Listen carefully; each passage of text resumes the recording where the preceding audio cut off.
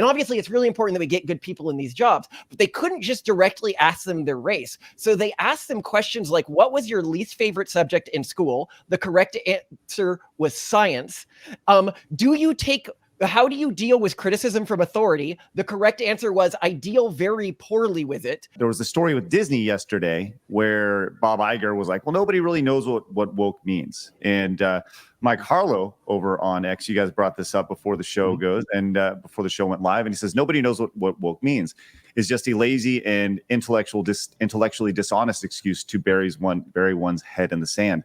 Woke media replaces character with identity and story with ideology. See how easy was that? So there we go. That pretty much nails it right there. I think that's a pretty good explanation. As much as I love this definition, I do think it's important to elaborate on just how big sort of the woke ideology is. When somebody's like, you haven't described woke well, it's like, well, what does Jewish mean? What does Christian mean?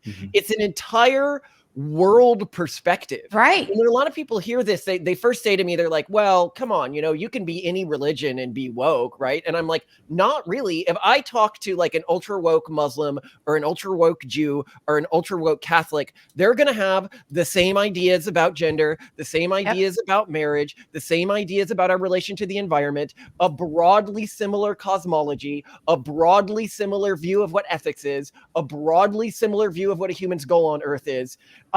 Wokeism is unique as a religious system in that it doesn't require people to abandon their birth religious identity, but it does require total ideological conformity with the system once someone has converted.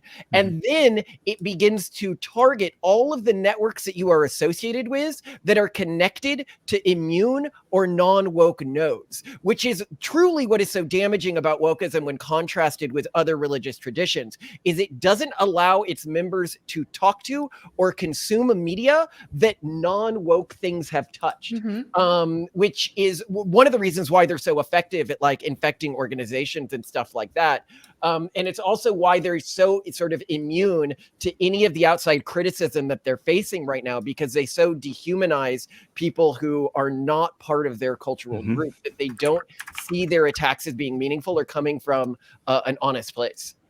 That was so well said. My goodness, nailed it. And that's how I feel as a Christian. When people expect me to be more woke and to submit to these ideologies, it's like, this is a direct counter to my faith, my religion as a Christian. Just like you said, you can't overlap wokeism with other religions. It counters it.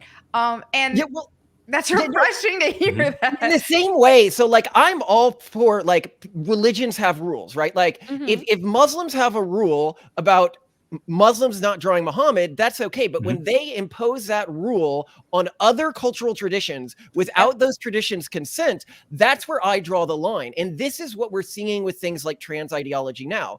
I wouldn't misgender someone because it hurts their feelings. But when they say that somebody from a different religious or cultural tradition that does like has some sort of religious objection to gendering them in the way they want to be gendered won't do that, and they're now saying, I'm going to use the law to force you to do this, that draws a line, because now they have crossed the boundary of consent. And it's so interesting that wokeism cares so much about consent until it is in any way an inconvenience to their ideology. Right. Yep. That's such an interesting conversation. That was perfect. That was great. I think that's way to go, Malcolm. You've clearly thought about this. Well, we have to win. It's people are going to start dying soon. You look at what's been happening in the FAA. You look at what's been happening with pilot training. You look at what's been happening with like at Boeing and stuff like that. Like I'm just talking about the airline industry here. And people will listen to this and be like, you sound crazy. Like I saw there's a guy in the chat. He's like, yeah, sound like you're insane, right? And we would. This goes back to the conversation we had a couple days ago. We had John on who really doesn't quite understand like why there's anger about this stuff in the video game space. And really what it comes down to for a lot of this stuff is it's a trickle down effect, right? It's the idea like, why does it matter that Nintendo is starting to look at this stuff? What does it matter? It's all and because it trickles into pop culture, it trickles into everything that is a part of our day-to-day lives, and ultimately it trickles into hiring practices and not hiring based off of meritocracy, but based off of you know, people that probably shouldn't have had the job to begin with because they got taken over.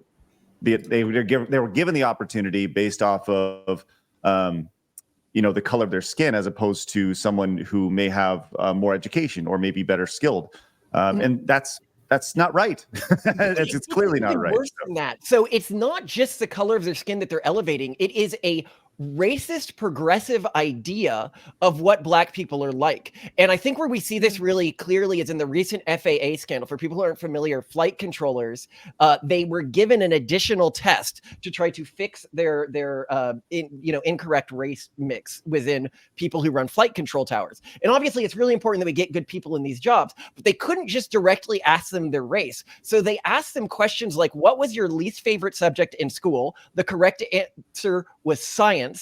How do you deal with criticism from authority? The correct answer was, I deal very poorly with it.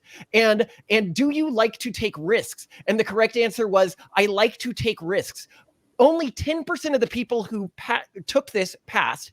And that's the people who are coming in as this next class of people who are going to be working flight control towers. So it's not even ethnicity that they are vetting around. It is a racist idea of ethnic stereotypes.